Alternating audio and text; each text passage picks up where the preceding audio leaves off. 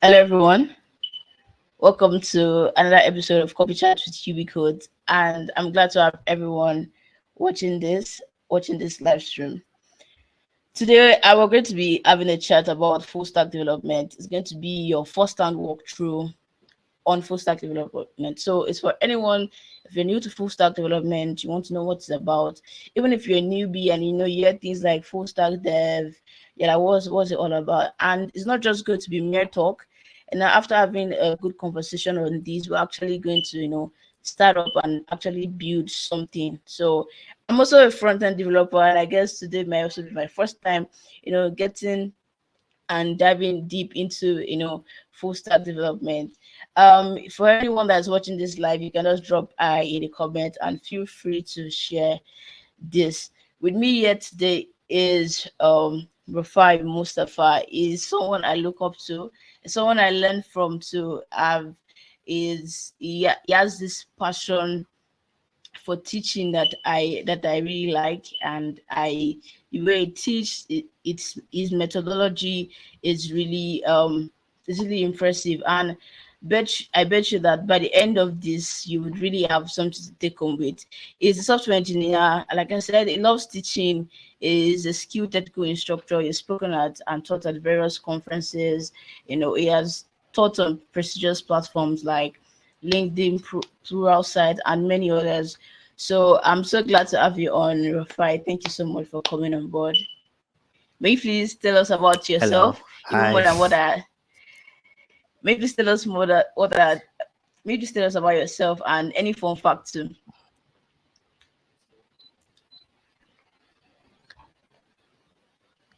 Okay. Hello, everyone. My name is Rufai. Um, I'm a software engineer and technical trainer. Most of my career has been learning about a lot of things and finding ways to teach people these things. So, typically,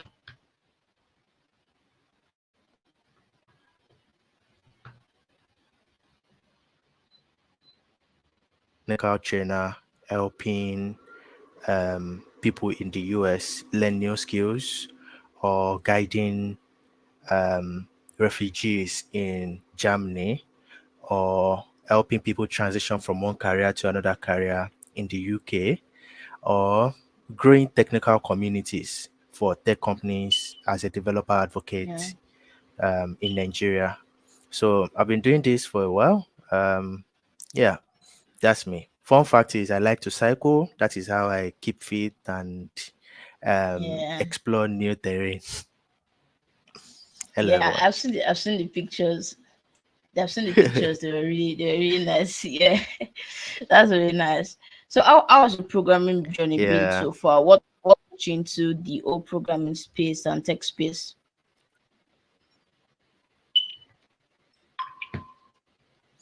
How did I get in? I studied computer engineering in school. So Oh. by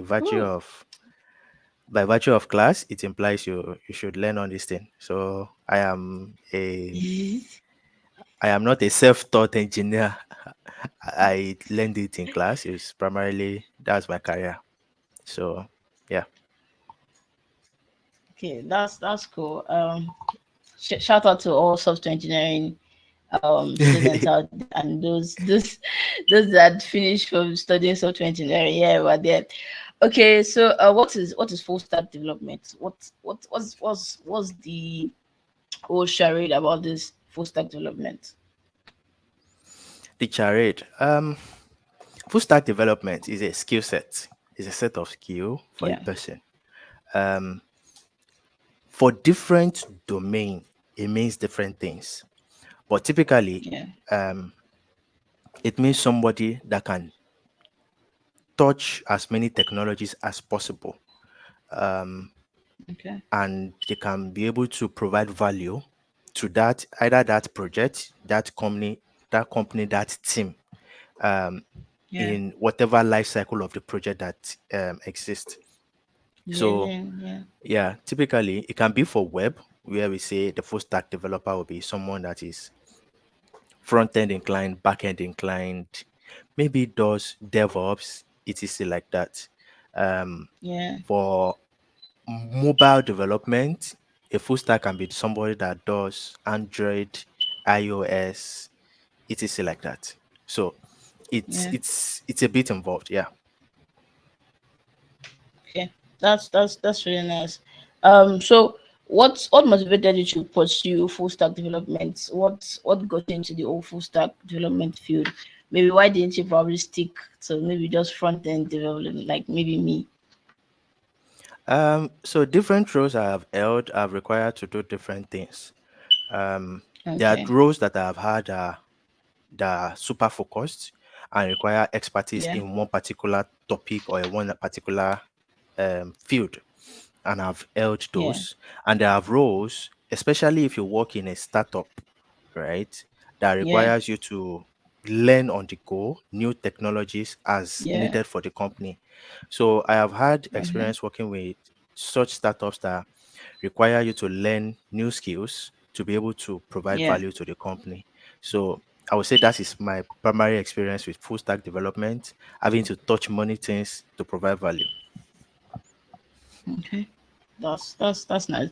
And it's also good that you're, as a software engineer, you're actually willing and open to learn. It's not okay drawing back from challenges because it's not your field. Actually, training yourself to pick up the required skills and implement them where they are needed. So I welcome with that. What Yeah. technologies do you what technologies or languages do you commonly use in your full stack projects? Um, so currently I am primarily a Java Spring Boot engineer. Okay.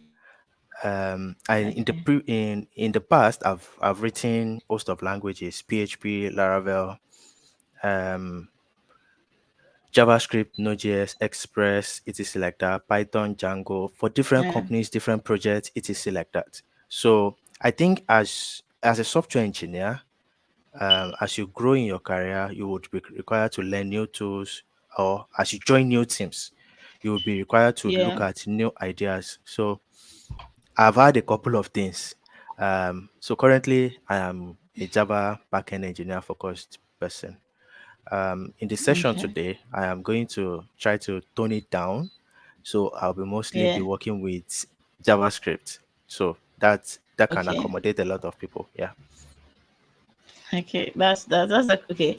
I think I had someone recently on the coffee chairs, and it was also a Java person, and he showed me this Spring Spring initializer, what the Java code looks like. So and really from there I saw that Java is actually pretty robust and it's quite efficient. So I think maybe bit by bit I'm turning to a Java fan, and I do like the resources there. So that's actually really nice. How do you approach designing and building a full stack application from scratch? What's your thinking pattern like? What's your thinking process like? So full stack is a lot of things, and it's hardly ever a Yeah. one person role, right? So it is important that Yeah. when you're thinking full stack, you are thinking in a team. You are thinking working in a team. Yeah. So um, Yeah. when you're designing or architecting a project, you want to bring in other Mm. people that have expertise in particular field. If you have a database Yeah. admin, you want to drag that person into a conversation. If you have a DevOps person, you want to drag that person into a conversation. Um, Yeah. if you have a product designer that is going to be leading efforts, you want to drag those people into conversations. Then all of you can Yeah. decide what you want to do, the kind of data you need, how you want to share that data. This allows you to be able to architect the flow of the data. If it is like real-time data or data that accumulates by a period of time, maybe after an event or during an event, maybe there's a live Yeah. streaming or there is Christmas carol that has a lot of live streaming, you may want to find a data engineer that would design the pipeline for you, right? So in all of this, you can now have, are you as the engineer that will bring all this together, then you can now have a clear picture what is happening. You can now bring your UML designs, your maybe you design the database, you can now bring your database schema, all this into place to be able to work together. Okay, that's actually really nice. I like the idea of also ensuring that you're collaborating with others, you're putting others involved, and brainstorming and trying to find what's the efficient means to go about building an application or building a software, so to say. Then what are some key challenges that you have faced while working on full stack projects, and how did you overcome them? First thing is you have to understand that as a developer and as you are marketing yourself, you don't want to be a Yeah, generalist. A full stack developer is a generalist. And as you grow in your career, as you move up the upper echelon, you want to yeah, focus, right? You want to focus your yeah, energy. So one of the first thing is um, being able to have a direction of where you want your career to be. So if you are trying to yeah. join a company, you must be focused about what you are trying to learn. If you're an indie hacker or Okay. you are working in a startup, then you have no choice. You have to learn all these tools. You have to learn all these tools and ensure that all of them are are within your reach, or you can be able to easily learn them. So this is one thing. Other thing is you have to Yeah. constantly be on your toes, learning new things. Yeah. These paradigms and ideas that generally don't match, right? To be able to be productive. Yeah. So you must focus on productivity, right? Your goal is to be Yeah. able to use that tool, find the documentation, And read create that tool, solutions. Yeah. and then use it immediately. Unlike someone that is an expert in that field, focused in that field, that may be looking at how to Yeah. optimize that solution, right? So considerations for picking tools for you as a full stack developer and your thinking is primarily different, right? You'll be looking for, before I pick this tool, are there is there a community around that tool that can support me if I run Yeah. into trouble? Will I have to pay money? Is there somebody that can unblock me, right? In the community. Unlike if Yeah. you're an expert, that you would know that if you run into issues, you have the time, the patience to resolve that issue and Yeah. um help your community advance themselves. So the part and the thinking are very different. That's actually really good. And speaking of learning new things in wherever you find yourself, whatever field in the company you're in, be it okay you're focusing on a particular stack or you're an indie hacker like you said. So how do you stay up to date with technologies, updates on what you're working on, stay up to date on building yourself and on the latest trends? How do you go about that? As I said, you have a lot of tools. You can't really stay up to date with them as much. So the ones that Yeah. are Yeah. important to you in the moment are the ones you want to Yeah. subscribe to their newsletter, find the community, and see where they gather. So for Laravel, there's Laravel Okay. News, there's Laravel newspaper, there's Laravel conference. You want to find this. Also, if there are forums on Discord, Slack, you want to join them. For product like Kotlin multi-platform now, you will know that Yeah. the primary place where the builders of that technology and the users are merged, are converging, is on Slack. So join them on Slack and try to contribute or learn what they are doing. Um, for general for general following, just random following, just to see what other people are building, I think social media is a very good tool for this. Yeah. Twitter, Facebook. Um, if you find the top people that are listing, for example, React Yeah. development. If you want to keep up with Yeah. React, what is going to come out next year, you need to follow the developers and the maintainers of React, Dan Abramov and co. Right? So just have a list that has all of them there, so that when you want to check what is happening, what should I be aware of, just go to your list. All of them are there in one place. Whatever conversations they are having amongst themselves, Yeah. it helps you to spur and keep you in that moment. Yeah. Yeah. Okay. That's really good for anyone listening. See that he has touched on like a wide range of resources that you can connect with, from Laravel to Kotlin, and even as React developers, and even if you're following up on social media in general. So those are quite important things that you should take note of. Then, what do you think are some misconceptions about full stack development? Um, Misconception is a full stack can do everything. A lot of time, Okay. no, they can't. They are generalists. They are willing to learn. They are willing to adapt.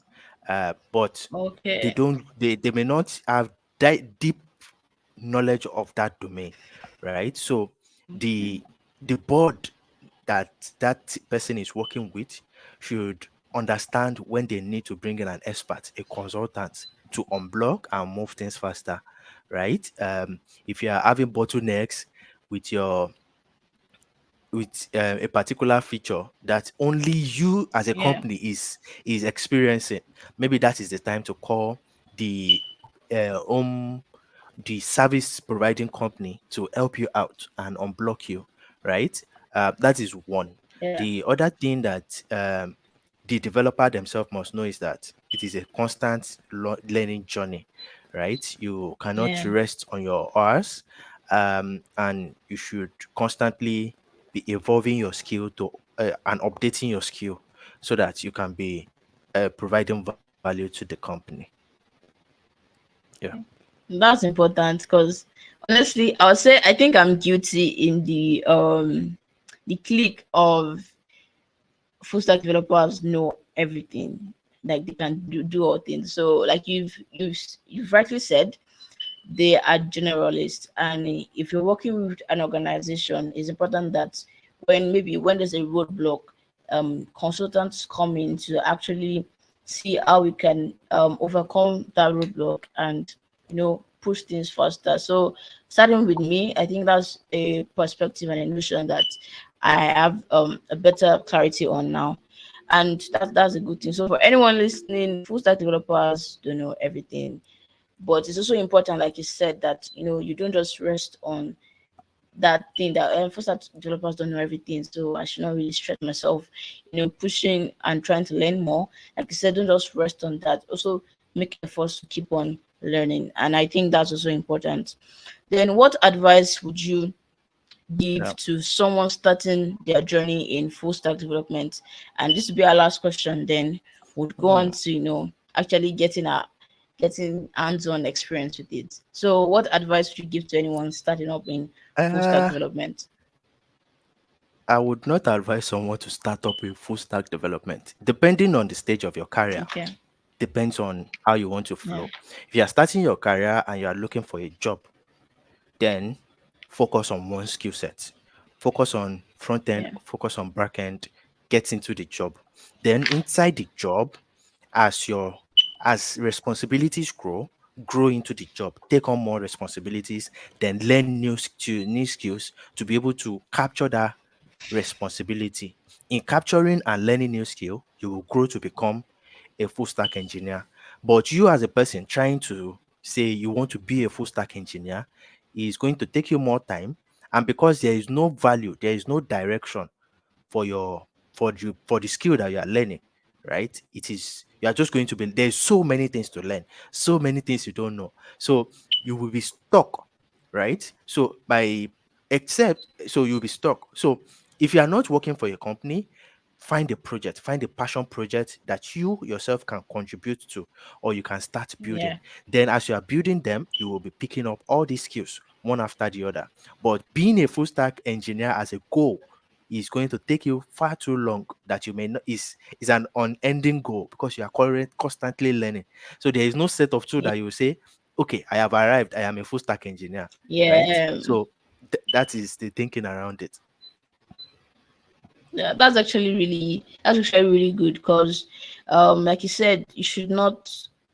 There's no particular advice to. It's not good to advise you when you're just starting up to just, say, okay, I'm starting with full stack development. Pick a line. If it's going to be front end, start with front end. If it's going to be back end, go on with back end. Then as you progress, you can, pick up more responsibility and That way, you're building the learning curve and you're getting better into that full stack part rather than just saying I want to start full stack development. Like I said, it's sort of an unending journey, and you don't want to be overwhelmed because I think sometimes tech can get overwhelming and all those things. So you also want to take it pace by pace. So I really appreciate that. So with that said, I think we've laid a good foundation that start start on, and we like to learn and see what building a full stack project is like and what it's about. So you have the stage, Rufai. All right. Thank you very much. So today, I am going to be introducing us to a couple of topics and ideas that we should be familiar with um, in our journey to building software development for the web. Um,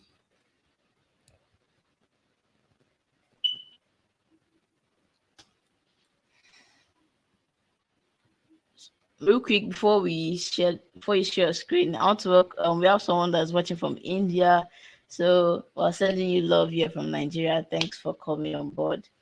Yeah, see me go on. okay, so I am going to try to, Okay. Let me know when you're about to share your screen. I think there's a thing. yeah, definitely.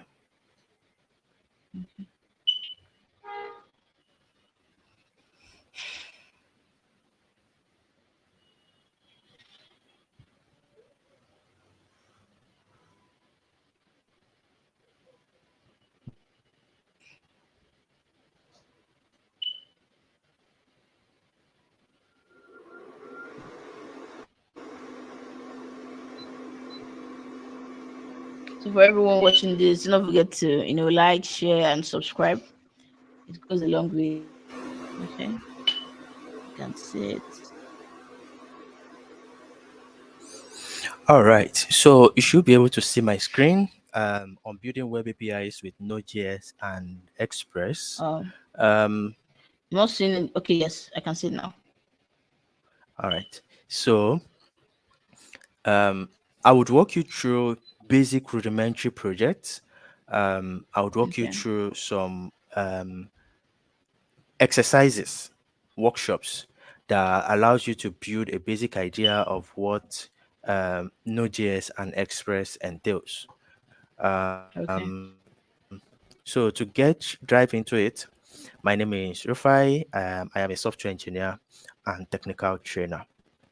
So what you will see on your screen here is two sides of building projects.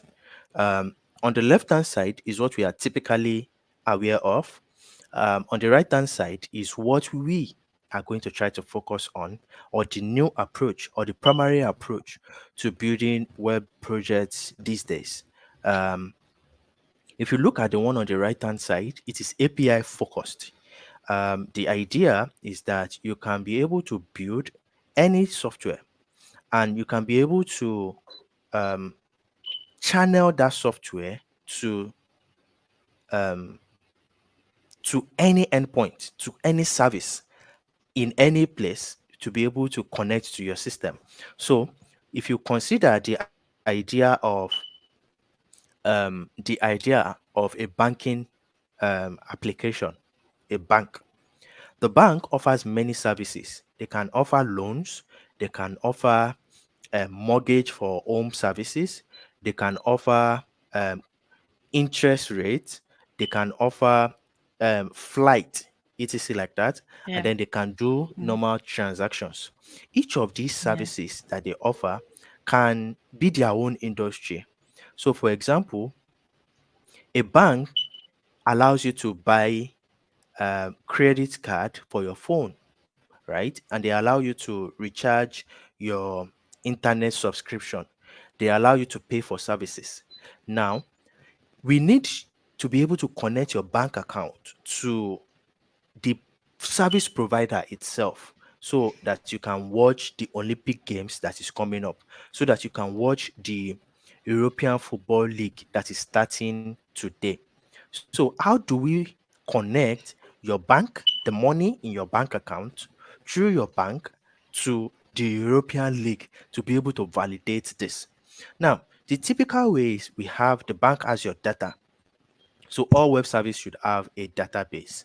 Um, Generally, today we have two broad databases. We have the Yeah. MySQL database and the Yeah. we have the SQL database and the NoSQL database. The SQL databases, and a specification or an implementation of it is MySQL, or you call it MariaDB, anyone. And then if you are Yeah. looking at the NoSQL, then you are now looking at MongoDB, Couch, GraphDB, graph based or Yeah. document based databases. So you can see that in the two ways we have a database. Then from the database on the left hand side, let's see how that is. On the left hand side, the database a Node.js application or whatever backend system that you have connects directly to the Yeah. database, and many other layers are connecting directly to the database. This is this works for many systems, right? But what it causes is that it provides a what we refer to as single point of failure, in that if the database has an issue, right, all your application is going to collapse at the same Okay. time, right? And Yeah. it implies Yeah. that your service, a bank, will not be able to work for a day. And if the bank is not working, every other service would not be Who's going rendered. down?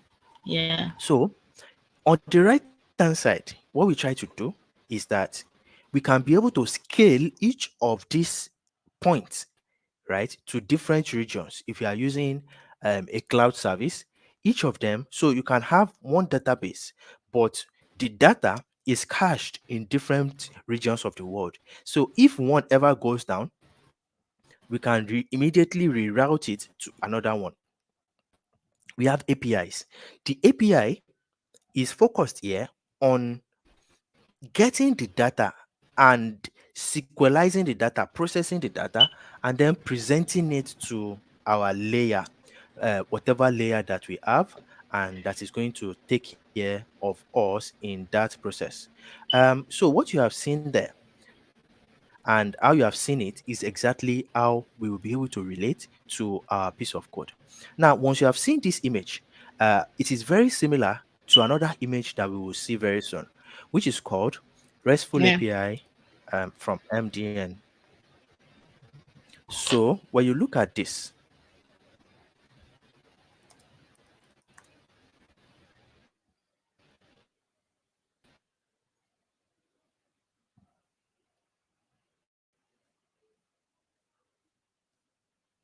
okay, so when you look at this, you are going to see something very interesting in this image. So if you look at this image, what you are going to see is that that content that we just showed us is broken down into this, where we now have the model, the view, and the controller. The model, this basic structure of a website, is what many of us use to be able to build projects. So the Yeah. MVC, we have the model. The model is our structure for the data. Yeah. It contains our schema, and it allows us to be able to Yeah. connect to the database, get back the data. So once we get back this data, we can now present that data to the view. Our view now can be anything. Our view can be the mobile device, it can be your laptop, it can be any endpoint. Okay. It can Web, be web a an application, anything. API. Yeah. Yes, yes. It can be an API that anyone is trying to access. The controller is the one that serves as a middleware between the model, typically, and the view. In this flow, what the controller does is to help us to process things. So, for example, when you are trying to connect to a website, right? Maybe Yeah. youtube.com. So, in YouTube, you can watch movies for free, or you can watch videos for free without with ads, or if you are a premier user, you can have those same content without ads. How do we know what user are you in the Yeah. moment and the kind of content to present to you, right? We can check that with the controller. We can save that with the controller. Another thing we can do, excuse me, Sorry. another example that we can look at, yeah, thank you. Another example that we can look at is if you are trying to use um, something like Canva, right? You would immediately realize that this content is Yeah. available to us. This content they would target and say this is a premium, right? A premium asset that you have to pay to be able to access. So you can be able to see where the model view and controller is coming from. Now, today we are going to try to build a very basic API. But then, before we dive into what is an API, you should be able to understand how to read APIs, how to flow with APIs, right? Um, I have given you a Yeah. basic idea of what an API is, but let's go back to this place so that you can see it once again. An API, application programming interface, right? The interface allows you to access services, access information from a user, right? And you can access so many things. So currently, what you will now see here is that what you will see here is that this API, we are going to read public APIs, read them to our system to be able to get a full picture of what is happening. Yeah. So let's go and see what we have. Okay. The API that we are going to try to play with is called Cat API. And then another one is called Cat JSON, API. yeah, Okay. placeholder. Okay. JSON API. So these are free APIs. Then we are going to look at each. Then there's something called Open Weather Map API. So we are going to look at this. So let's first of all look at Cat API. It's a very simple API. What does it do?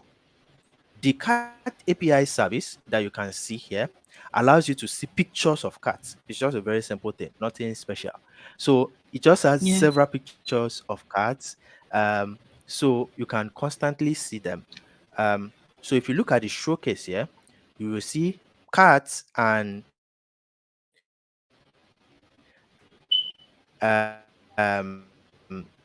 different breeds of them. Now we can go to the pricing. So typically API is not generally free.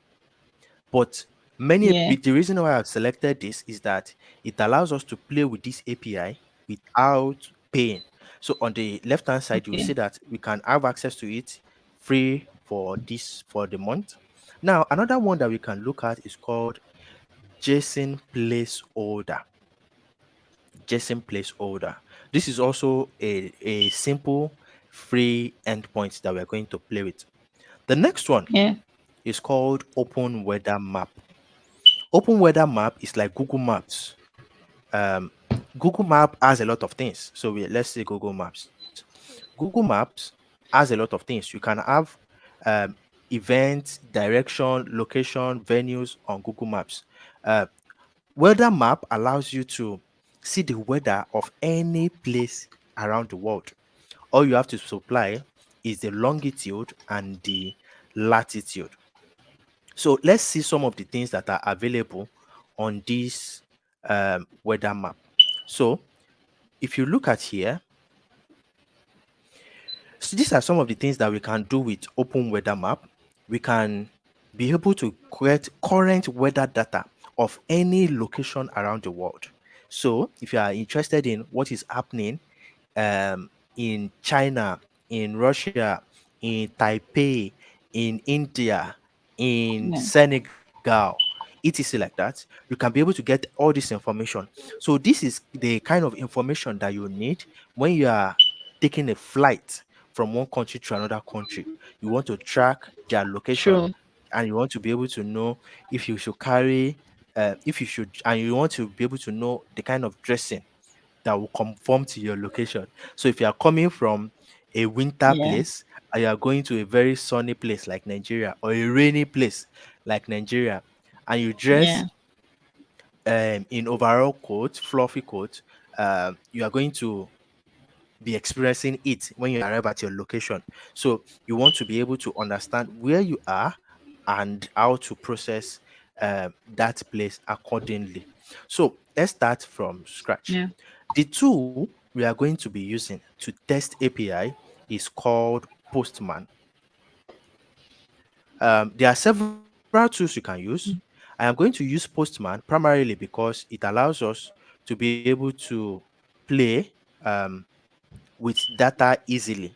There are other tools that you can use, including the terminal. There's something called call. Call. This call Okay. allows you Yeah. to CURL. fetch data Right. easily Okay. um, from your terminal.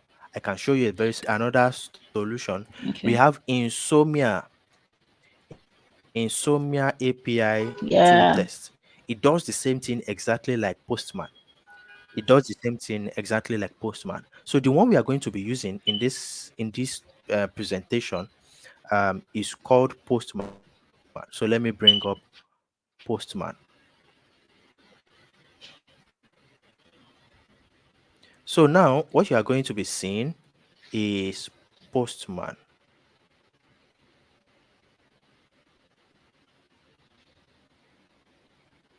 Okay, so what you see here on your screen is Postman. Um, I can't see your screen anymore. um, Okay. Okay. No worry. I can see it now. can you see it now? Okay. Yep. Okay, so Yeah, I what you can. see now is Postman. So this Postman, let's first of all look at the layout. So at the top here, you can select a couple of things. If it's like a tab on your browser, so you can pick a new tab and open a new Okay. tab. So I'm going to close this tab because I'm not interested in that. Now it is expecting you to Yeah. supply a lot of things before you can make the API call, before you can talk to another server. So to be able to get there, let's first of all take a step back. Now that I've shown you the tool that we are going to use, let's take a step back and understand what is API call, the kind of APIs that we are going to be calling, and how we are going to be calling it. Then, once we are able to understand that, call it, then we are now going to take the reverse role and then create our own API Yeah. so that we can be able to balance the two sides. So I'm going to stop here Yeah. um, to explain to us what is API, the kind of API that we are going to be calling. So the kind of API that we are going to be calling is called the RESTful API. RESTful API. Okay. REST API. So what is a REST API? All these APIs that I've shown you from JSON REST placeholder, open weather map, Google Maps API, all of them are RESTful APIs. These RESTful APIs implies that there are a couple of things. It is a way to share data that makes it easy for two computers to communicate with each other. Now, because these two computers are communicating with each other, the protocol of communication so that you have a means of movement. You can move by land, you can move by air, you can move by sea, and you can do okpakpaparada, which is you can do teleportation, right? Yeah. Um, Yeah. so So these are what we refer to as channels of communication or channels of movement. How are you moving? So on the internet, when you are trying to communicate, when two computers, when your phone is trying to communicate with another phone or with another server, the channel of communication is what we refer to as HTTP, the protocol of Okay. communication. Now, Yeah. this HTTP has a way of requesting for us to talk, right? And we are going to look at this. Yeah. Now, the first thing is that HTTP, this protocol of communication that you are looking at here, you will see that they are saying HTTP. In this place, they are putting an S. The S Yeah. is called secured layer. It means that they have added an extra level of security on this Yeah. HTTP. On So it. if you visit any Yeah. website currently, and if you visit any website and you go to the top right, and you see, when you visit the top right and you look at here, you will see this connection is secured, right? It means there is an Yeah. SSL that is protecting that HTTP, which means that the kind of data that you are transferring from one place to another is encrypted, right? And hackers are not able to snip um, or your internet or your network to be able to get your information. There are ways to around it, but for a basic layman, this allows you to save yourself stress. Okay, now that Yeah. this happens and we have an idea, what are the requirements of HTTP? How do two computers talk to each other? Computer A Yeah. and computer B wants to talk to each other. There are languages, there are terms that you must use. For example, if I say come, you understand what that means. If I say where, That is if I come. Yeah. say yeah, so you understand this. If I go to another domain, if I go to finance and I say transaction, you have an idea of what I am saying. Yeah. You If I understand go what to transaction sport, is? Yeah. so you understand. So in RESTful APIs using HTTP has a demand. So we call them HTTP verbs. HTTP verbs. These HTTP verbs are the commands that the computers use to communicate with each other. So Okay. generally, each of these, there are popular commands and there are simple commands. So the first one we are going to look at, or let's first of all see all of them, and then we are going to look at them one after the other. The first one that you are looking at here is called get. This is the first command, the get command. So when two computers are trying to talk to each other, when Yeah. first computer says get me this thing, then the second computer will say, okay, I have heard your command, I have heard your request. Then it is going to try to process it And and return it it's back, back in. Yeah. right? So that is the first command. Add is the second one that you are looking at there. The add Yeah. verb is saying that, do you have this thing? That is a question. So the add command is asking a question. Do you have this? It is not asking it to get it. It doesn't want it. It is just asking a Get question. it. Add, Yeah. do you have this Okay. thing? Okay. Post is that I am giving you this thing, right? So that different Okay. commands have different thing. I am giving you this thing. That is post, right? Then we have So put. something should be Put is added. that thing that you have. I Okay. want you to change it. Exactly. It Okay. is trying Okay. to update Okay. or change the data. Okay. That thing All that you right. add, that thing that you have, I want you to change it. So delete, you can see here, delete. That thing that you have, I want you to remove it. I want you to trash it, right? Yeah. Now, typically, we don't Yeah. delete data. We don't delete data in software world, right? For example, now, if you go to Yeah. your Facebook now and you say you want to delete your profile, they will not allow you. You will say you can deactivate, but you cannot delete, right? Okay. Same thing for Twitter, same thing for Yeah. Instagram, all of those. But right, because it's business reason. Because once if they allow people to delete their data, then the numbers will reduce and then they will not be able to get investors, right? Okay. So they can still say Yeah. you are a user, but you are not an active user. There's a difference between somebody that Active is not an user. active user There's versus difference. somebody that Yeah. has deleted their entire account.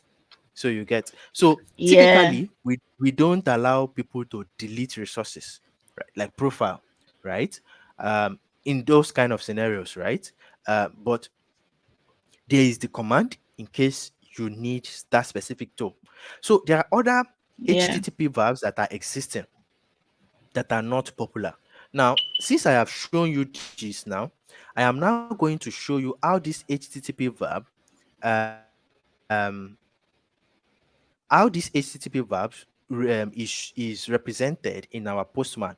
If you remember, we are going to use Postman to Postman. Yeah. call our APIs. So let me just go to Postman now.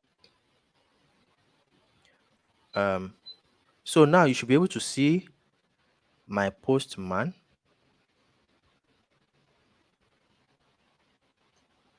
Are you able to see my postman? In a bit. Yes, we can see it now. Okay. So if you look at the top left here, you will see on this place I Yeah. can do a drop down.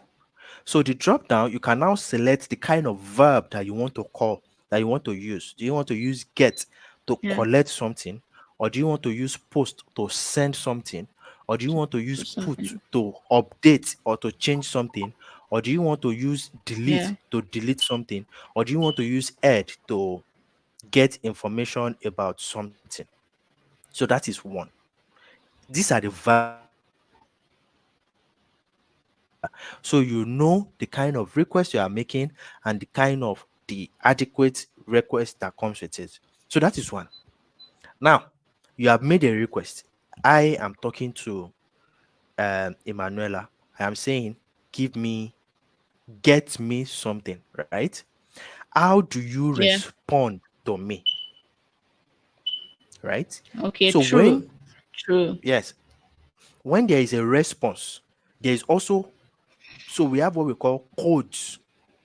The code will inform us of these responses. So let's go and see what the response would look like. We have seen what the request looks like. So let's see the response. Then let's So see when what we the come response here looks now, like. yeah.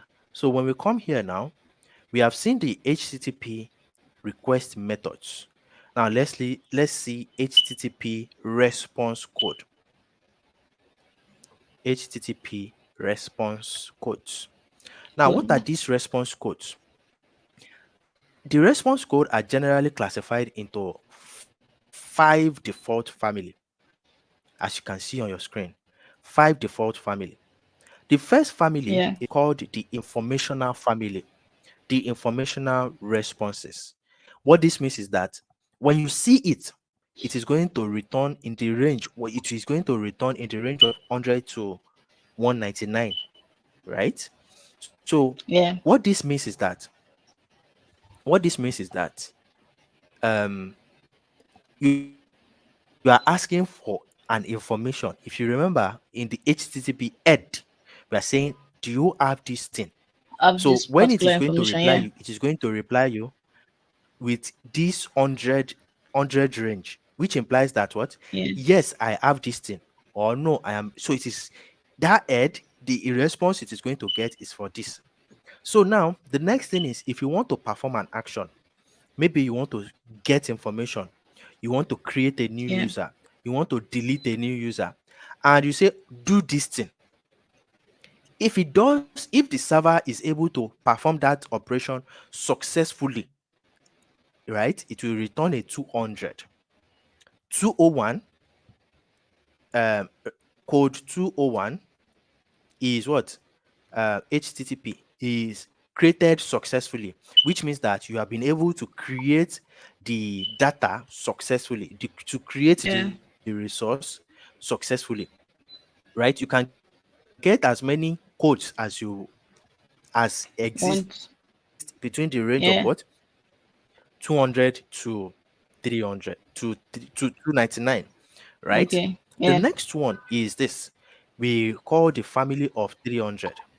They call the family of 300. Now I'm going to show you something interesting. Let's say blog.hotspot.com. Blog.hotspot.com.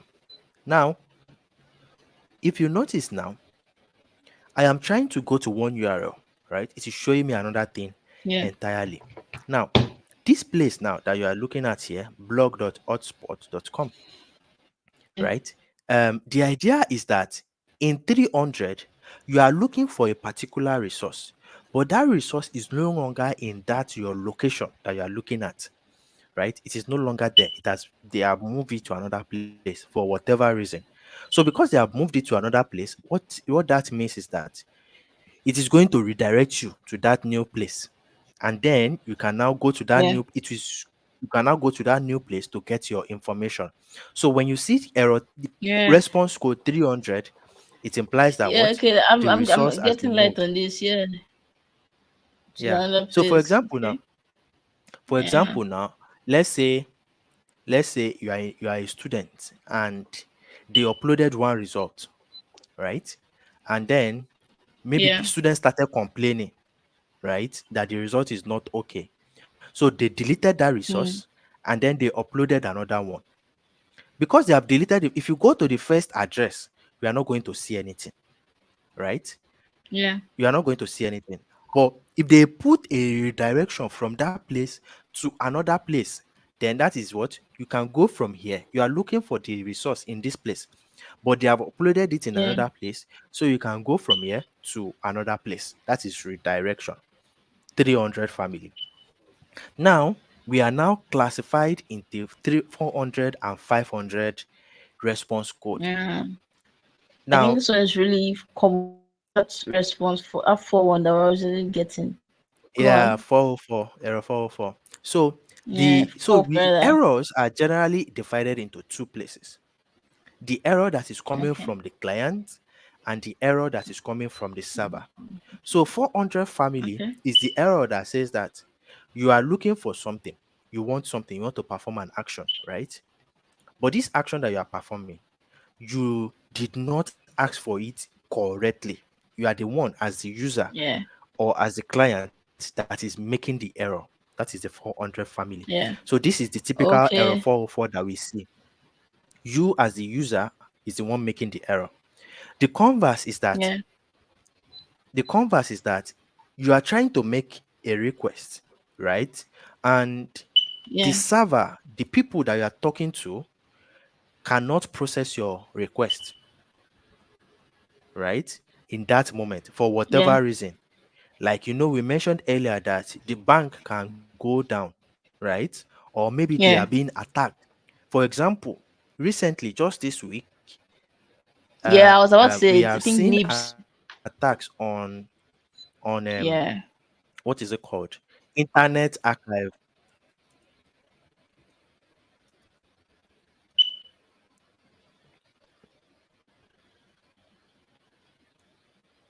Yes. Okay. So news has also gone down.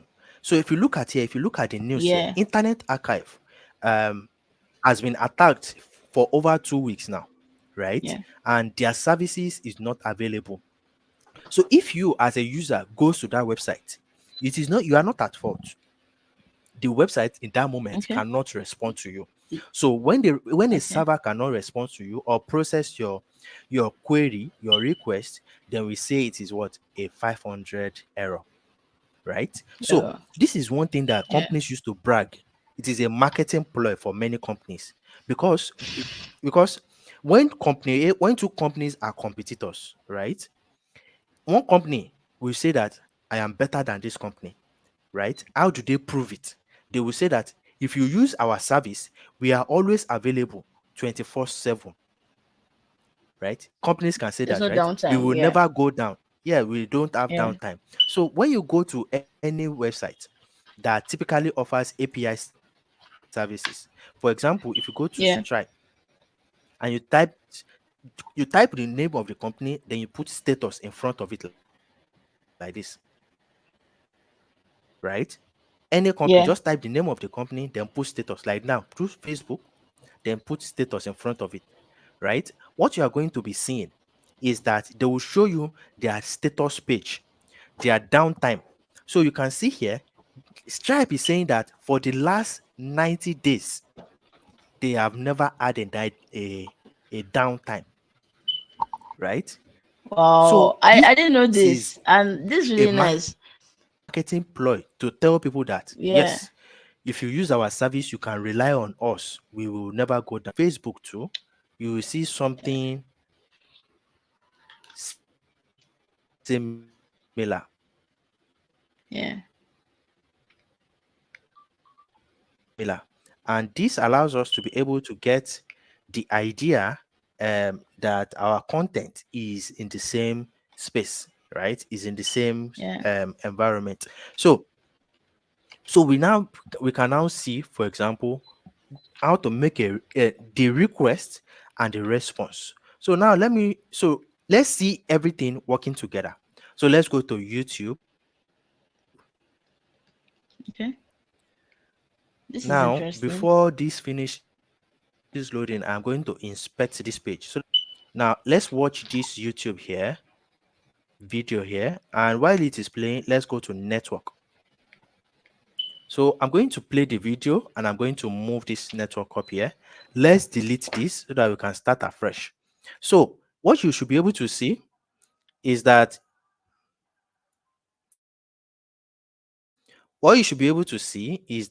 the video is playing, right? And as the video is playing, a lot of things are being downloaded, are Yeah. being gotten, right? And so you can see in that bottom side that a lot of things are being fetched, right? Now, let me so what you are going to notice now, let me pause the video for a moment. That what you are getting is, you can Okay. see here status, which is telling us that we are getting the resource successfully. This is the name of the resource that we are getting. This is the type of resource. For example, here in the type of request that you are making, and then who is making the request, the initiator of the request. Next thing you can see is the size of each of the requests. You can be able to sort through the request size, and then you can see how long this request is taking. You can see that the shortest request is Yeah. taking 39 milliseconds, and the longest one is taking 1 minute. So once you continue playing the video now, Yeah. this And continues to show us. yeah. We'll be able to see And it's also showing we'll be able to see for more each of this. resource, like the sources for each resource. For example, it showed the response for like Yes, favicon, all those things. And that's yeah. exactly. So you'll be able to see so we can bring all this together. You can see the content, the name of the resource, of the video that is playing. You can see the Yeah. process of each of them. Now that we have seen this, let's now go to Postman to bring this to view. So when we go to Postman now, this is the window of our Postman.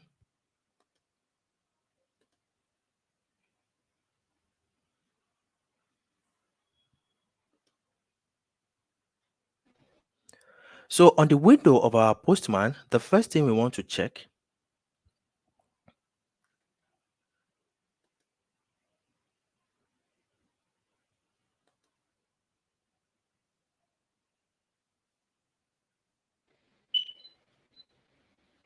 yeah, the first thing we want to check now is to see if the resource we are trying Okay. to I get think we're back on exists. track. I So think I am going to there's a slight network glitch.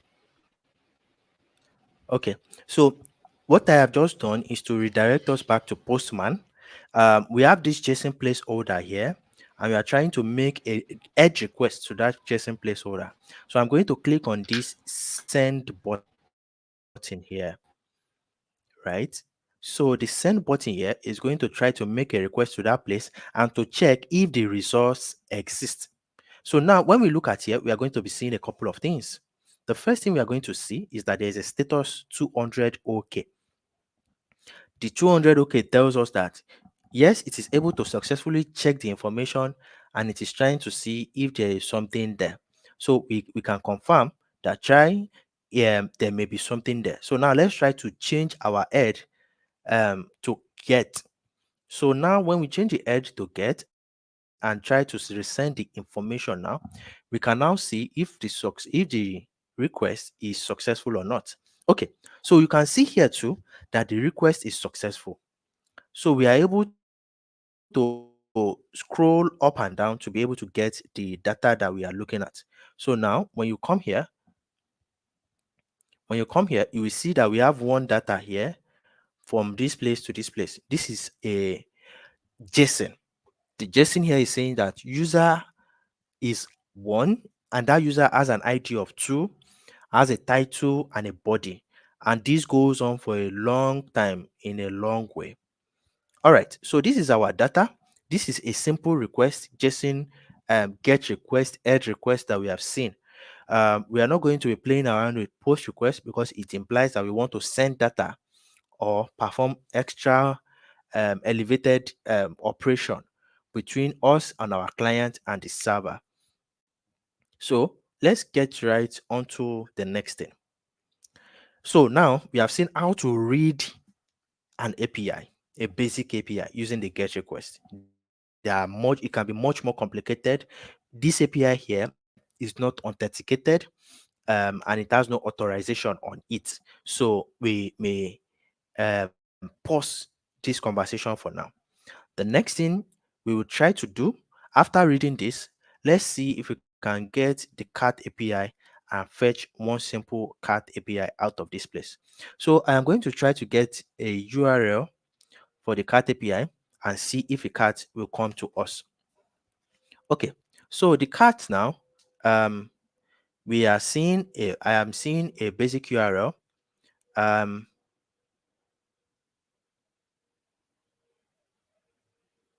okay, so now let's say we want to try to call this endpoint. So when we come here and I paste this endpoint here to replace this and I press enter, what you will see at the bottom there is that it is going to return this for us. Now notice here our number has changed. Our number has changed. Previously we were having 200. Now we are having a That it is going to 300 return a this for us. 400 Now notice forbidden. here our number has changed. The Our number forbidden has changed. implies that Previously we were having 200. Now we are having a 300 a 400. Now notice here. okay, so if you notice there, we are seeing a 400 response code family, the 403, which implies that we don't have authorization to be able to perform the action that we want to get, that URL that we want to get. So it is showing us that error that you are seeing there. All right, so now that we have seen this, let's fetch another API. Let's fetch another URL. Then we are going to move on to the next thing. So we have these basics. Yeah. I am going to open the Postman documentation for this URL here. So in a moment, I'm going to get that endpoint. All right, the endpoint is coming. For images, I am able to get an image if I have a search ID. So what I have here is that if I were to copy this URL and bring it to our Postman, and I change it here, and then I send this. Now, what you are going Yeah. to see is that you can going to see that this is a 400 badge request, right? It implies that Yeah. we are not successfully getting our data out. So you can preview this data, this HTML in so many different ways. You can Yeah. preview it, you can visualize it depending on how the data is coming Okay. back to Yeah. us. All right, so we have seen the various sending requests, various response code that we can get. Now let's take this conversation to the terminal so that we can see the other side of things. So let's first of all say we want to start out with backend Express.js. What do you need? So what you are going to see here is my terminal. Okay. So on my terminal, let me clear so that we can get a very good idea of what is happening. So I am clearing now. The first thing I want to confirm to Yeah. you is that you need to have Node.js. So for me, I have like the Node.js nearest installed. Yeah. latest version of Node.js. Yeah. Yeah, so the next thing you need is npm. This may come with your Node.js, it may not come with your Node.js. So you need to install Okay. npm. So here now you can also see that I have npm installed. The reason that you can Yeah. notice is because it is not giving me error, it is returning the Error when version. you put the version The flag. next thing Yeah. that is important, yeah, the next thing that is important to install is Express because we are going to be using Okay. Express in this session, right? So when Okay. you want to install Express, because you have confirmed that you have Node.js, you can now say npm Yeah. install -g Express generator. The -g there, the job Okay. of the -g is to allow you to be able to run this Express generator globally anywhere in your file Yeah. directory, in your On file your system. system. Yeah. That yeah, the Express generator will work. So I have installed Yeah. this.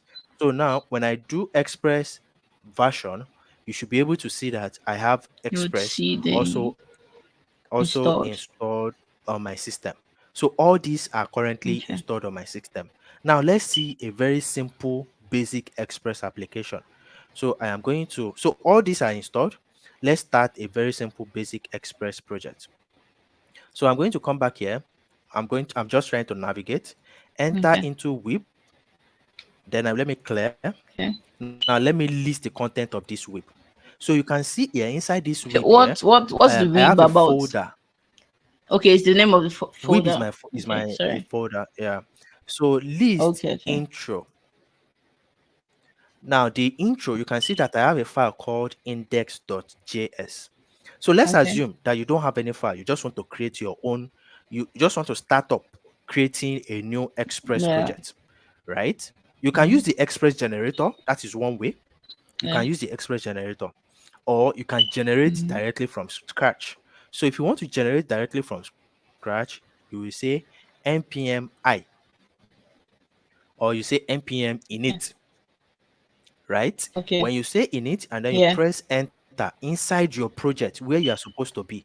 So notice here, I am not where I am supposed to be. I am supposed to be inside intro, but this thing is running inside whip, Yeah. right? Notice the difference. So it Yeah. is trying to make me Yeah. Okay. to run this thing inside whip. So I am going to stop. I'm going to stop it, right? Using Control C. Then Then I'm CD going to enter into into intro. So intro. now I Yeah. am inside intro. Then I can now run that same command again. npm init. So when you run npm init, what it is going to do is that it is going to ask you a couple of questions, like what is the name of your project? So I will say it is intro to Express intro. Then it is going to ask you again, what version are you currently working on? So I will say the version I am working on is 1.0.0.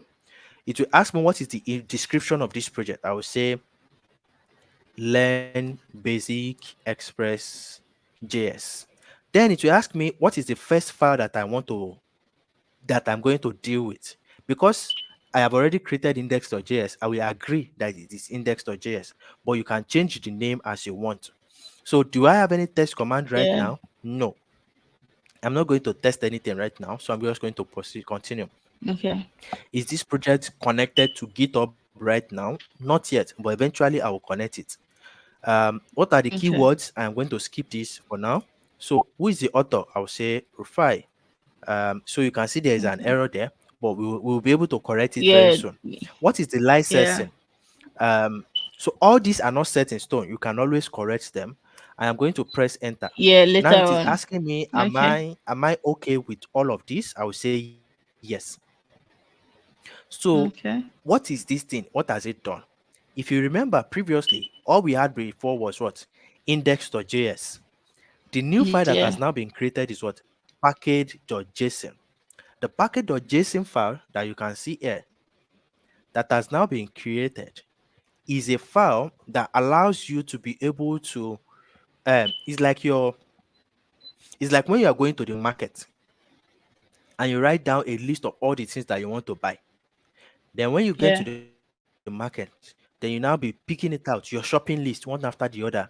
I want to buy this one. Then you buy it, then you tick it. I want to buy this one. So that is what a package.json is. Yeah. It provides information in a good format, Mm-hmm. in a JSON format, to Yeah. all computers that are trying to read this file to be able to understand what your package is about. So that is package.json. Now that you have seen package.json on this place, let's now see it from our code editor. So the code editor that I'm going to be used is VS Code. Code. Is VS Code. So the code editor I'm going to be using is VS Code. Now, what you will now see on this screen is that let's first of all take this away. What you will now see is that this is the package.json that we just created now. You can see the name, the Okay. version, the description, etc. like that. Now you can see on line 9 there is author. So let me change it back to Rufai. It's just a simple file. Nothing. It's not a special file. You can Yeah. edit it as much as you want. Now that we have created this file, we need to have some dependency because we want to run Express. So as I said, this is one way in which you can install what's it called? In which we can create a JavaScript package, a simple JavaScript package. Now, what I'm going to do next is move Yeah. out of this package. So now we are in whip, Okay. right? We are no longer inside Yeah. intro. Okay. We are no longer inside Okay. intro. We are inside in whip. Now, because you are inside whip, what I'm going to do is create another folder. So I'm going to say make directory, and I want to create a folder called second. We have passed intro now, right? So let's go into the second Yeah. file. So I'm going to enter into the second. Now, if you list the content of second, you will see that it is empty. Can you see that place? ls, you see it is Yeah, I empty, can see nothing it. is inside.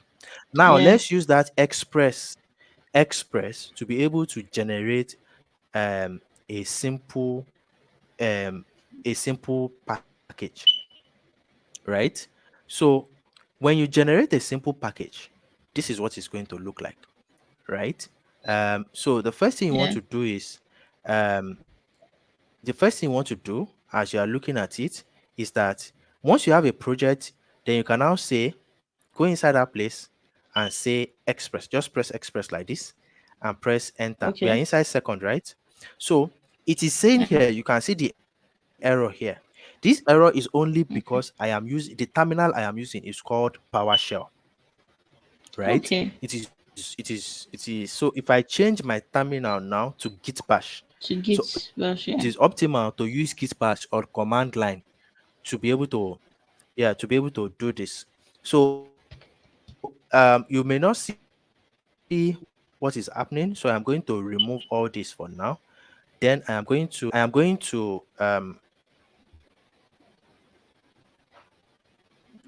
to drag in second inside this place. Okay. Give me a second. Give me a second so I can Yeah. drag second. Um, Second. Give you a second, so drag in let me second. yes. So let me I am going to okay. Let me create a new window. Let me drag in second into that window.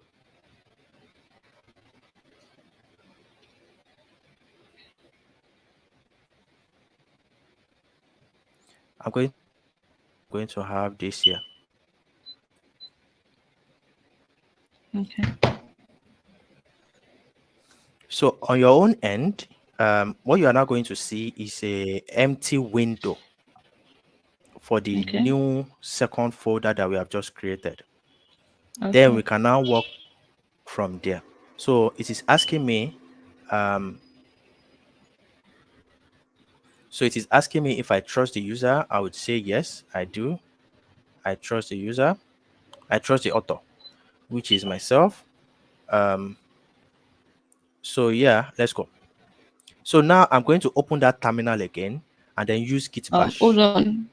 I'm not seeing your screen as of now. Yeah. The window closed, so I'm bringing it back on. Okay. Okay.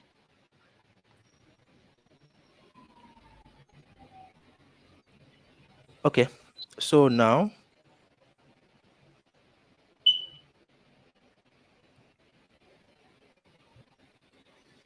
I am going to try to share the screen again.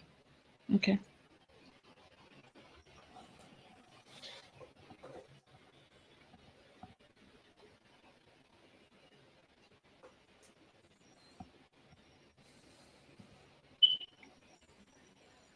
All right, I trust the author. This is second here. Um,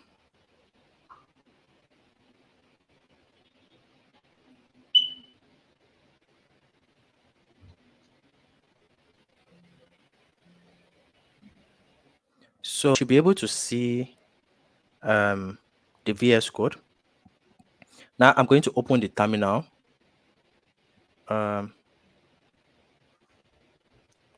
I think VS Code is shutting down.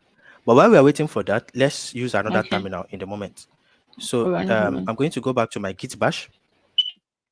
Okay. Yeah. So I'm going to go back to my git bash.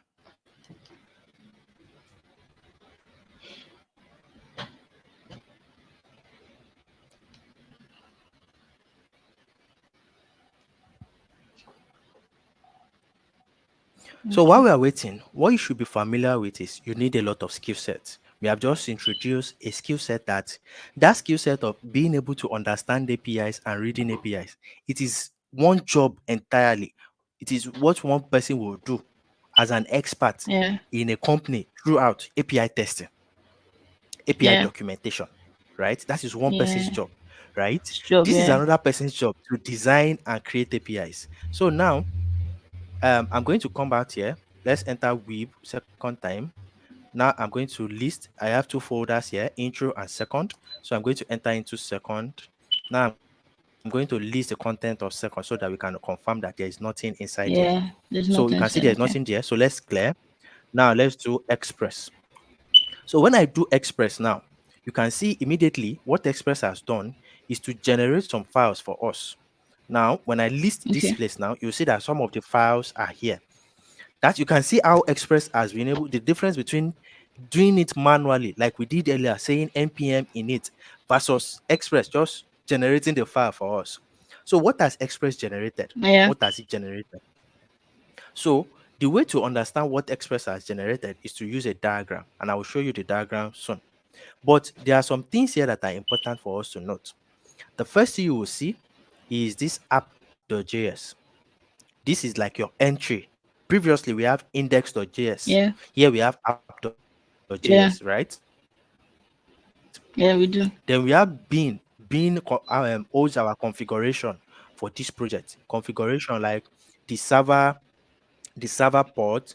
If you are having some configuration, some system configuration, excuse me, Sure. and executable files, you may have it inside the main folder. Then we have the package.json. If you remember, I explained package.json as your descriptive file that describes everything about Yeah. this project. It also contains a shopping list of all the packages that you need or dependencies that you need. That you have Then we installed. have the Yeah. public facing, yeah, then we have the public folder. The public folder contains all your static files. Static files, when I say static files, I mean things like your logo, your font, and those Yeah. things. Assets Then and the all. Yeah. yeah, assets, yeah. Then the routes allows you to move from left to right, from middle to bottom. Anywhere that you want to move from one point to another point in your application, you can do that in the route. Then the view is what you are presenting to the user. So because this is a full stack application, the view cannot be abstracted away. We can decide that we want to use a template engine like EJS to do the view, right? Or we can Okay. decide that Yeah. we want to build a robust front end part of this. So the view can now be what is it called? The view can be something like React.js, Next.js, Vue.js, AngularJS, anything like that. You can use it on Yeah. your view, this view here. Now, we have all Yeah. this now. Let's install our dependency. Before we install our dependency, let's first of all see what is really inside our package.json. So if you look at here, I am Okay. opening the package.json file. We can see that there are some dependencies that are important for us to note. These things here. So we can see that this is an Express project. You can see it. And the Express that we are going to be building is what is called what? 4.16. Then it also has another dependency, HTTP errors. The error, if you remember, we talked about HTTP response code, 400 family, 500 family. How do you undo those errors successfully? Is it 400? Is it 500? That is what this package will do. Then we have Jade. Jade is our template engine for the view to show the user what the user will see when we are finished building our application. Then we have Morgan, we have debug and cookie parser. Now, these are dependencies that are not currently in our system that we need to install. So let's now Okay. install it. We are inside Okay. the second, I will say npm install. The short form is npm I. Then Okay. when I press enter now, Okay. all of these things will be installed. They Didn't will be install them. installed, Yeah. yes, they will be installed into a new folder. The folder is going to be called node modules. So Okay. we are just going to be patient a bit for us to see this thing Yeah. downloading and installing. So while we are I waiting, have a quick question.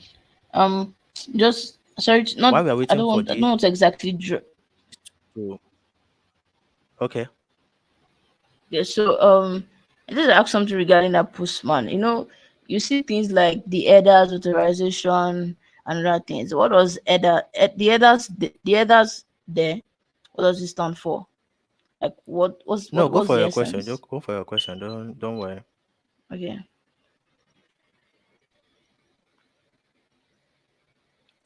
Can you hear me? Yeah, I can hear you. Okay, I was saying that the Hello? can you hear me? Okay. Okay.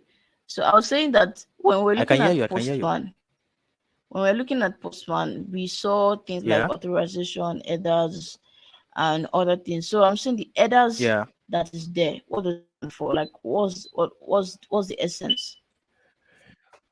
Okay. So the headers allows us to provide more information about the kind of request that we are making.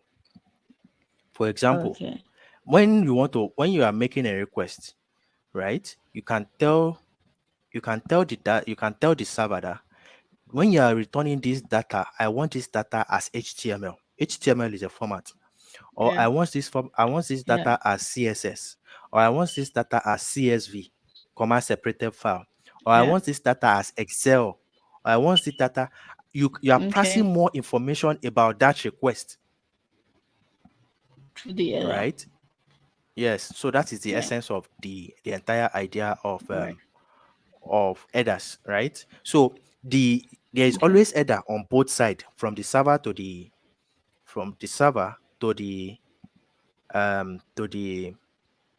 from the client to the server and back from the client and back from the server to the client. There's always headers to provide more information about that request and response that has happened, right?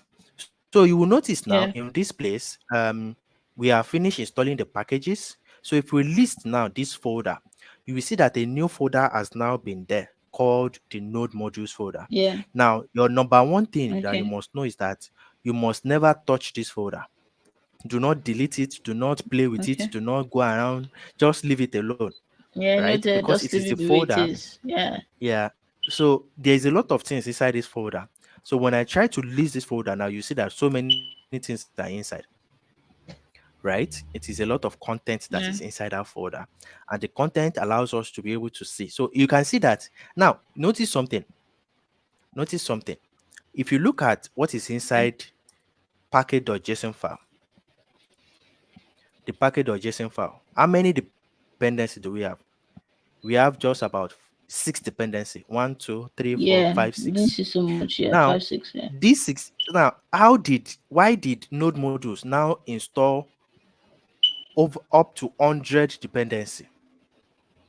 Because maybe not 100. Hmm. If we have 20 here, 20 by 4 should be around 80 or so dependency. Why? Yeah. Because the dependency, so our own project needs 6, right? But Yeah. this project also have their own dependencies, right? So dependency upon dependency upon dependency upon dependency is what has made this to grow like this. And this is a very big issue Okay. that we are trying to that JavaScript has in trying to manage dependency on for projects. All right. So now that we have this, we have seen this now. The next thing you want But to see, that's a new one. yeah. So now that we have this now, we have installed all these packages. The next thing is for us to Yeah. see to run the code and see um a simple a simple what's it called, express in our server, a Yeah. simple hello world. So when we want to run it, what we are going to do is say we are going to go to our terminal that we are currently in. Then we say node app.js like this. So when you say Okay. node.app.js, If all is running, so we have node. Let's see, nothing. Let's see, ls bin. Okay, so we have the www dot. So let's see cat or bin dot dot. So here you can see the configuration I was mentioning earlier. The Yeah. port that it is going to run on is on 3000. So we are going to run on port 3000. So first, let's Okay. confirm if we don't have anything running on that port. So I'm going to stop the presentation. I'm going to try another screen. Windows. Um, okay. So let's come here and see if we are here now.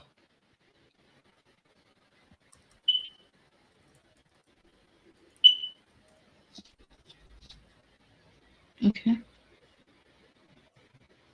So currently we are trying to see if something is running on that local host that we have noticed from our system. So we can confirm that nothing is running on that space currently, right? Yeah. So since nothing is running on the base, then let's try to rerun the server once again. So we say node of the of app.js. Okay.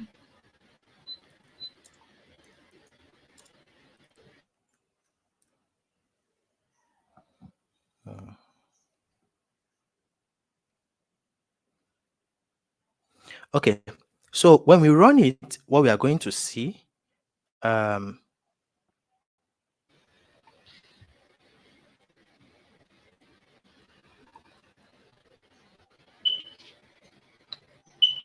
I see it on your browser page.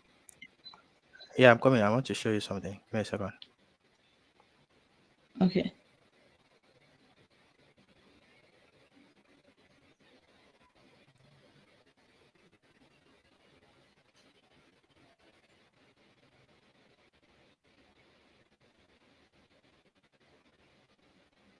Okay, I found it. So where is sharing? Okay.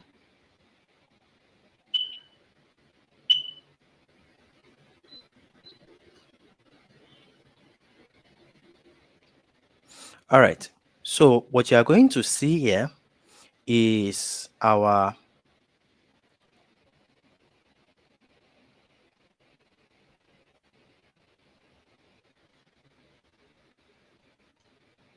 on this place right here in the URL is a basic Hello World Express project that you can see there.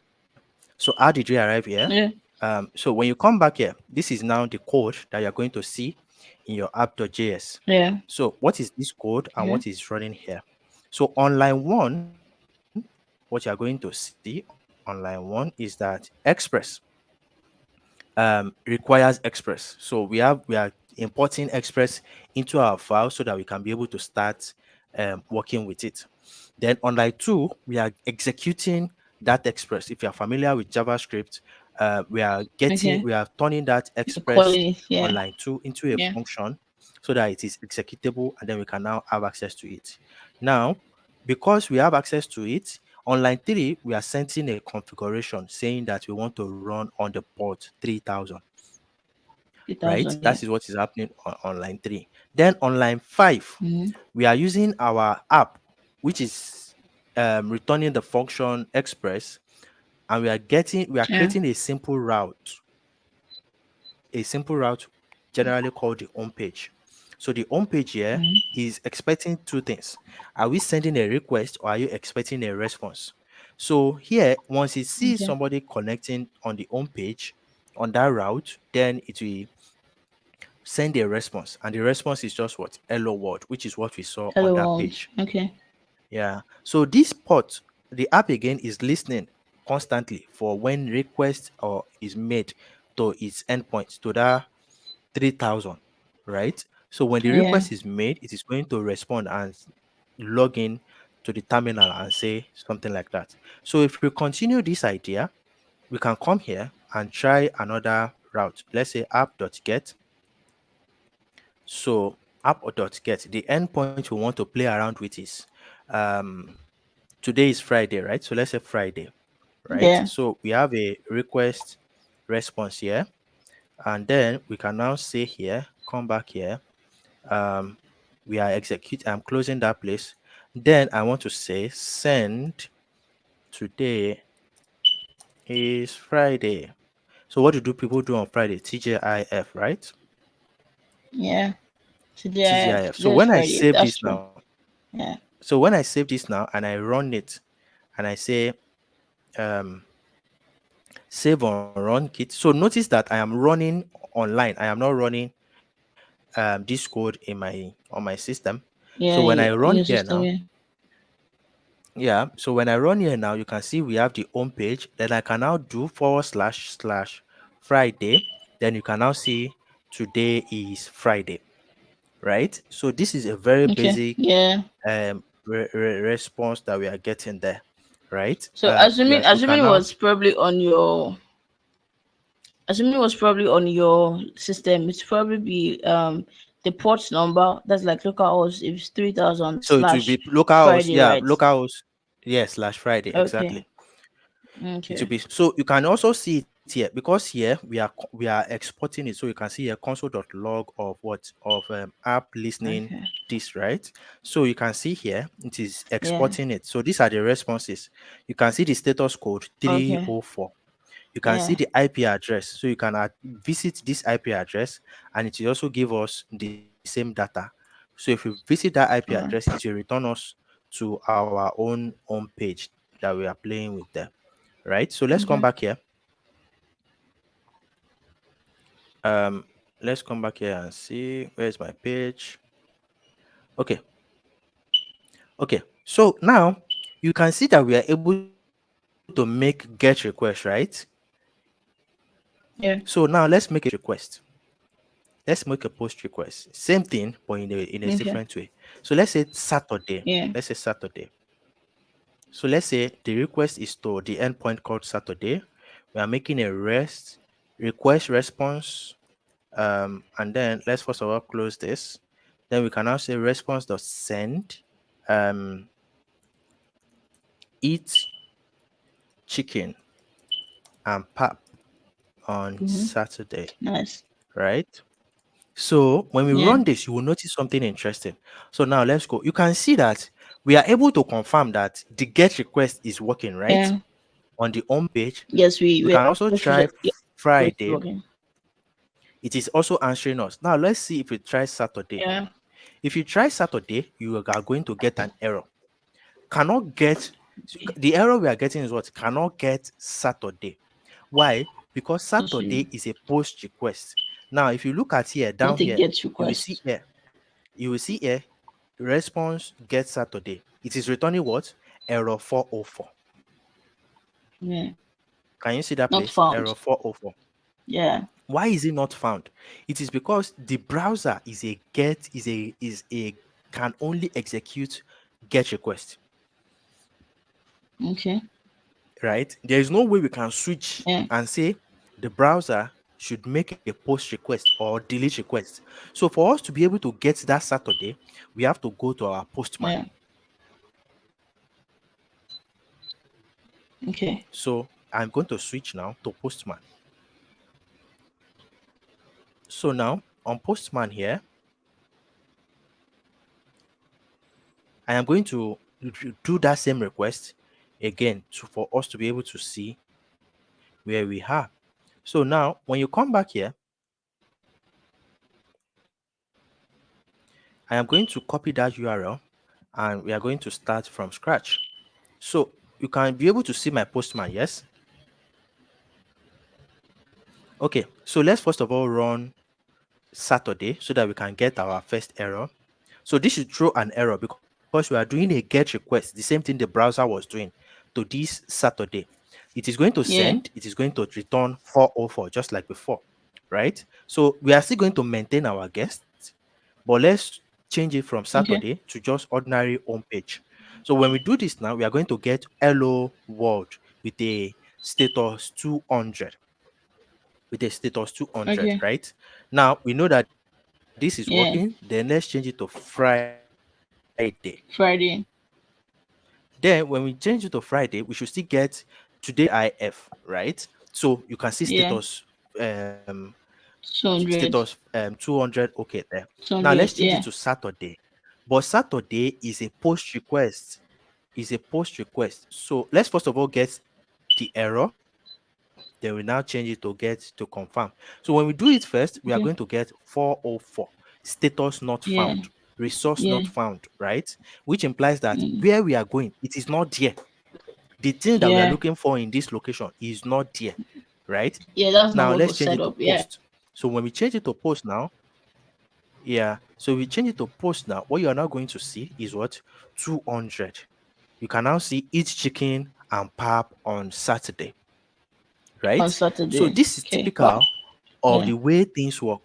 Now, let me show you. So this you can see here how we have a simple API, a simple Yeah. express application working and running for us. Yeah. Now, here now, the content that is returning back, like the other time you were asking about headers, right? The Yeah. content that is returning back here is just ordinary text. You can change it to return so many other things. For example, let me show you in this scenario, like we were seeing in the cat API earlier. In this scenario, let's move away from cat API. Let me show you another place like Nigerian banks.xyz. Then let's do HTTPS of this. Now let's do a Okay. get request of this. You will notice that you can Okay. get much different data apart from just in this case now. What we are going to get back is a JSON, and the JSON will Jason contain response. Yeah. data. Can you see it now? We contain data Yeah. of Okay. Nigerian banks. Banks. All right. So now you Wow. can see Access Bank, Access Bank Diamond. You can see. So this is JSON. This is not ordinary text. You can see it here. This is how you will know. Yeah. You don't need to Yeah. guess. In this place, you can see it here. The data is JSON. Unlike before, where the data was just what text. So A now you can text. go down. You can scroll down. You will see Echo Bank, Econdo Bank, Fidelity Bank, First Bank, First City Monument, Globus Bank, Guaranteed Trust Bank, ETC like that. All right. So the idea is Yeah. once you are able to read this data, you can now pass this data to your front end. Whatever your front end is, maybe it's HTML, maybe it's CSS, whatever your front end is, then you can now read your Okay. front end and be able to Yeah. process it however you want. So, like now, this data that you're looking at here, you have seen it, you have used it before. So, for your front Yeah. end now, when you want to send money from one bank from your bank account, so when you enter the account number, the next thing you will do is what? Select the bank, right? So if you want to Yeah. select the bank, it is from here that they will pick the data. They will just do a select drop down option.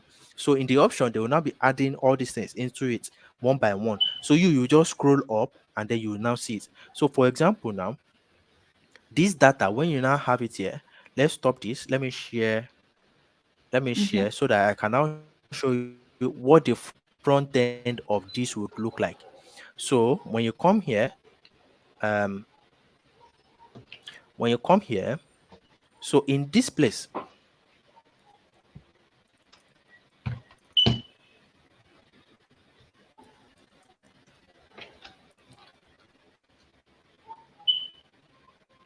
so here now, this is my project board, right? For some project Yeah. that if you want to check out. Now, that data that you're seeing here, we can play around it with it in this place. So here, this is one of the data here. Data is being fed into this kind of view, right, that we have Okay. here. Yeah. And then this view now, the concept here is simple. You click on this button, it will give you the flag of a country. Okay. When you reduce the font size again small, you'll be able to see which country it is, right? So this is Comoros Island, Gambia, Vatican City, Cook's Island, Namibia, Finland, Latvia, Rwanda, Bosnia Herzegovina, etc. like that. Now, if you come back here, you Yeah. will see the same data. Here, you can pick Nigerian states.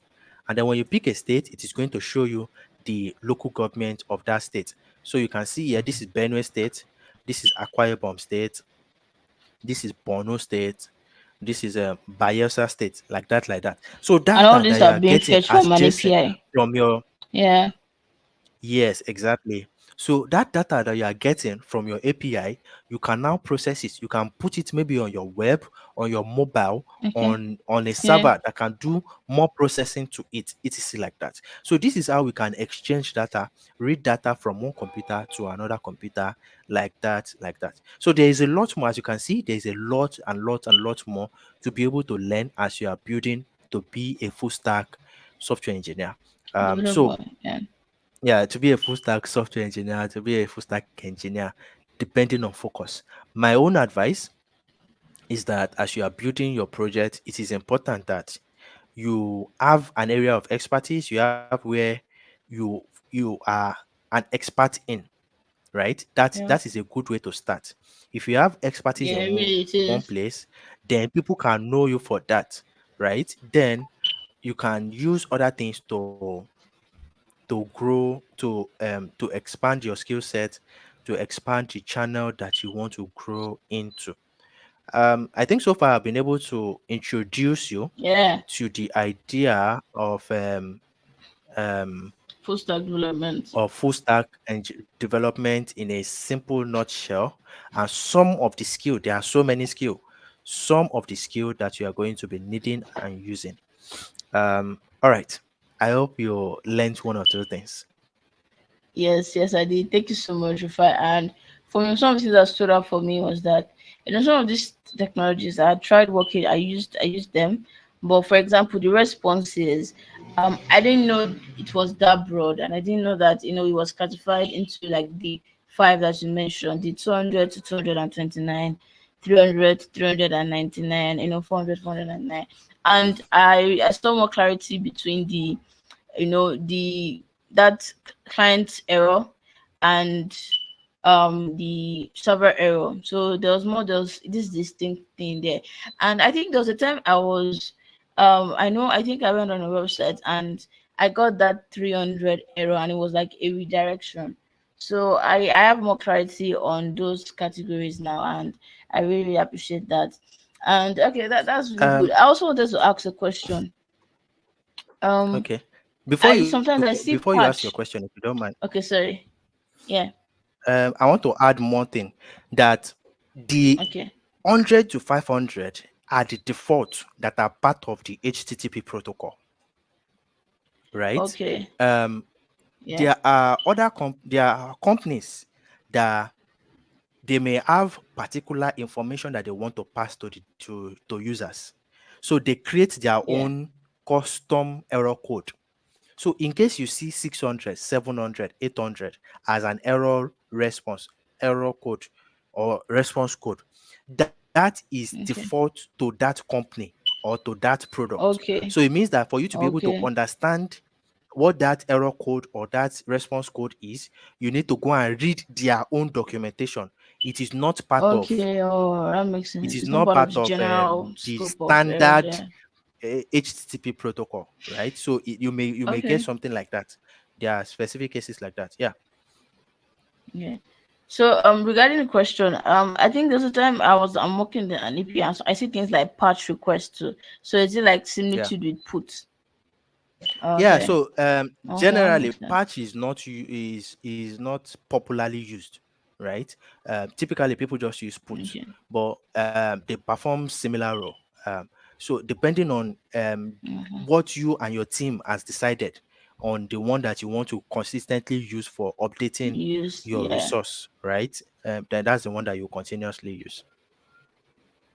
Yeah, and I noticed that if when you and we also saw it here, when you make an error with the request you're trying to get, for example, if you're trying to make a get request and at the back end what has been put there is a post request, you're going to get an error like the example we played around with. And that's even with put and patch, as in as much as they seem to be performing similar functions.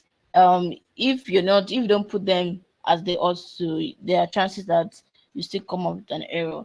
And one thing I also really reckon with was when you mentioned HTTP and HTTPS, and in the sense that HTTPS is more secure.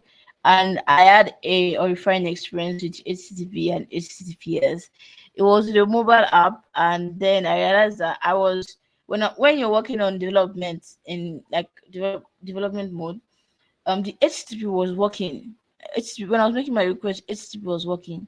But after trying to build the application and then it's not working, then I did a lot of research, and someone just said, perhaps you just try HTTPS, and I think that was because it was more secure, and that was the standard of what they were approving. So yes, so that's a difference that everybody should take note of. And yeah, I've learned a lot from this session. I'm really glad to be part of this and to learn from this. And thank you for everyone that joined. I'm really grateful and all. So is there any last words you have for anyone watching this and those yet to watch? It could be related to tech, it could be anything different. What do you have to say for us?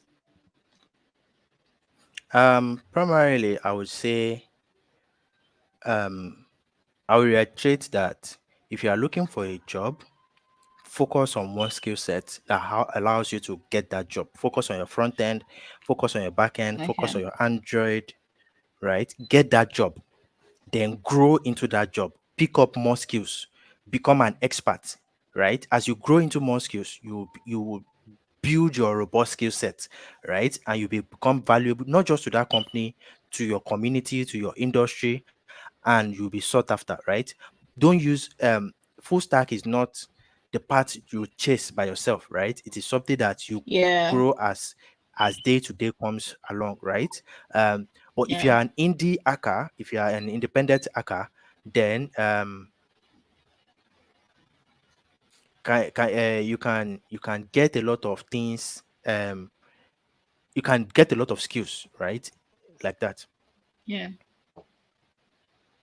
That's really nice. Thank you so much. Thank you everyone for watching this up to the end. Do not forget to like, share, and to subscribe, and keep watching for more. Watching out for more episodes on Computer UB Codes, where we bring growth and clarity through strategic learning and learning from a lot of people. Not just only in tech, a wide range of things, books, mental health. Thank you so much. For coming on. Please do I'll put the links to if you want to learn more from him, Twitter, um website, and all those things. So there's a lot to learn from him. So thank you so much. I do see Mr. Rufai. So I said thank you so much for coming on board. Is I'm really glad to have you on. Thank you everyone for watching. So we Welcome. can say bye. Thank you so much. Bye. Bye.